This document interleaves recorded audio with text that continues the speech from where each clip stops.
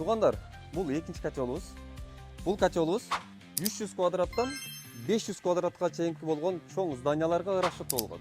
Бункери 250 килограмм, көмүрдүн майдасы, анан чоң муштундайлар деле болсо кете берет, көмүр улгабайт.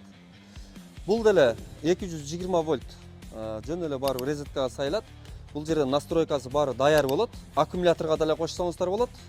Бул эшик болсо, бул оборотторун тазалайт. Бул жерде обороттор бар. Бул тазалангандан кийин бул эшигинен ушул тазаланып түшкөн оборотторунан түшкөн күлүн бул эшигинен чыгарса болот. Бул эшиги болсо от жага турган эшиги.